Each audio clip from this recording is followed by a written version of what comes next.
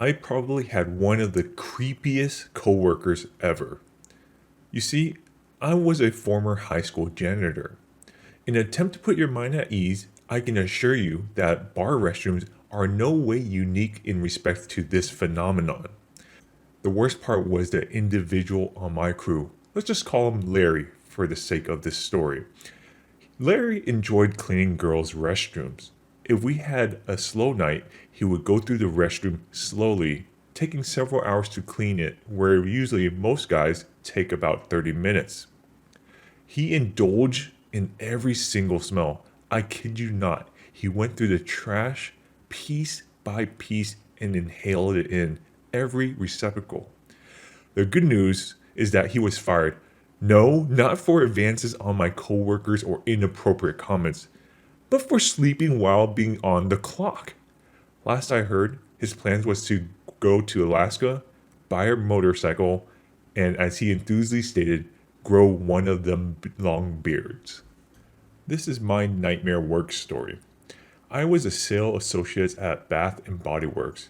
As a shopper, I'd never been inside a Bath and Body Works where the employees gave customers hand massages with the lotion. But I swear to God, we had one at the one I worked at. We had to have a sales goal for the day. Pick our favorite lotion and force it upon the people as they walked by our store.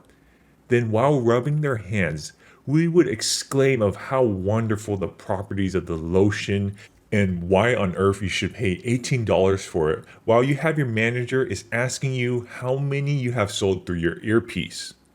Not only did it make me feel creepy, it attracted creepy old men who felt obligated to tell me exactly what they would like to do with the body butter lotion.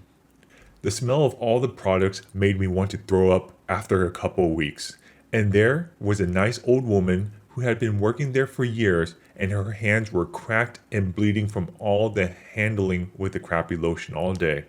I had to quit after 6 weeks. I only got paid $7.50 an hour to rub lotion on skin. This was back in 2011.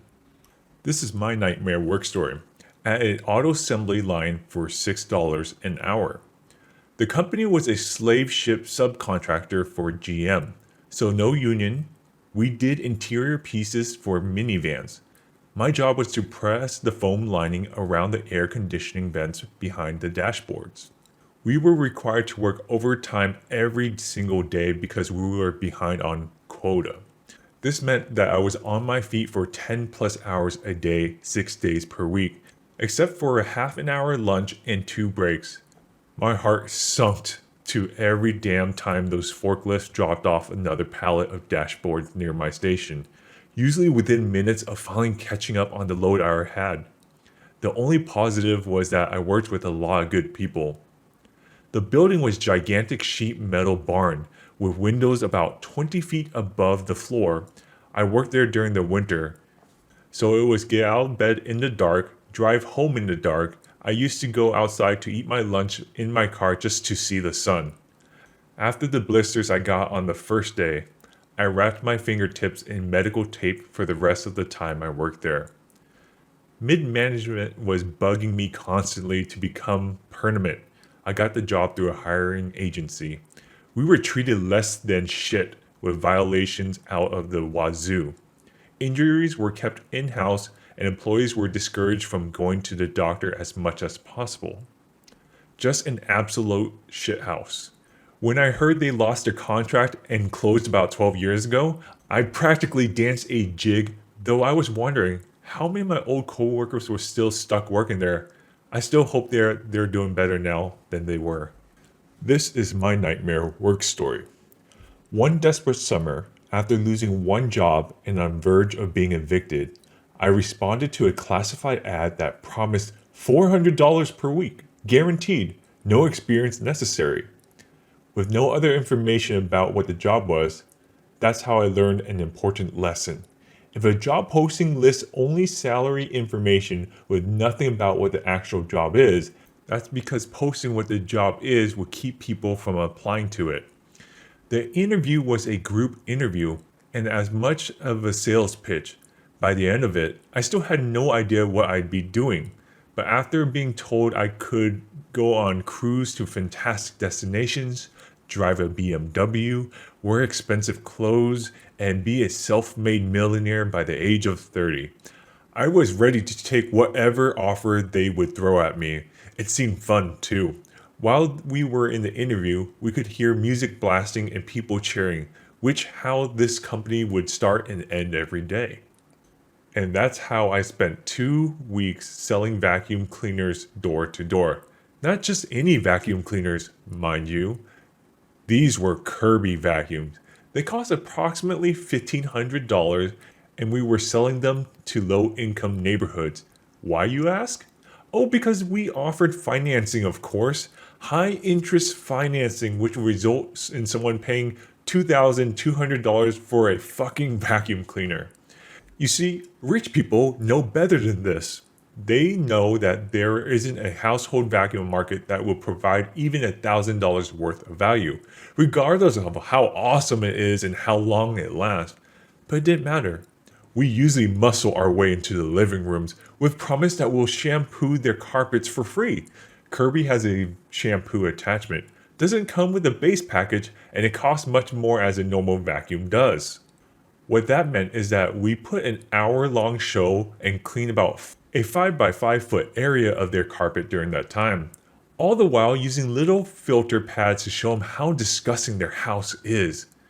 We run the vacuum over the mattress to really gross them out. Do you know how many dead skin cells you're actually sleeping on? Probably the best you don't know. Either way, it still isn't healthy. It's just kind of gross looking at it. So after hard selling the loving shit of these poor people who couldn't afford a regular vacuum, let alone $2,000 one, our manager would come in and turn up the heat even more. I saw one manager tell someone who was literally in foreclosure that buying this vacuum was a good investment, since a clean house would sell better. Holy shit, that made me feel even dirtier than sleeping on the amount of dead skin ever could. We were supposed to get $400 commission on every vacuum we sold, but that was nowhere near enough money of what we were doing. I left every day and never came back. I hadn't sold a single vacuum, but I figured I would at least get $800 that apparently guaranteed. Oh, but someone forgot to tell me to read the fine print in the newspaper article. At that time, I was a dumb 19-year-old who didn't know any better. But I guess that's a shitty excuse. You see, that $400 is only if you do 4 complete shows a day. These shows have very specific parameters that make them complete.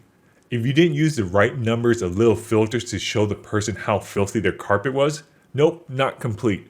Didn't get their mattress because they didn't want to let creepy salesmen in their bedroom? Sorry, incomplete.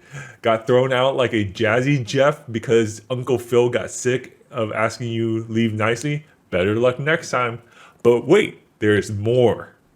The managers that came around with us, they were just higher ranking salespeople whose commission depended on me selling a vacuum every time I completed a show. If I completed a show without selling one, the manager got dinged on his commission. Betcha can't guess who decides whether a show is complete or not. The moral of the story? Never apply a job if you don't know what it is. Well, I'm glad you learned from that. Well, that's it for today's video of work nightmares. If you have any nightmares of your own work, feel free to put it in the comments below and I might be able to read it on one of my videos. Alright, don't forget to hit that like and subscribe and I'll see you guys next time.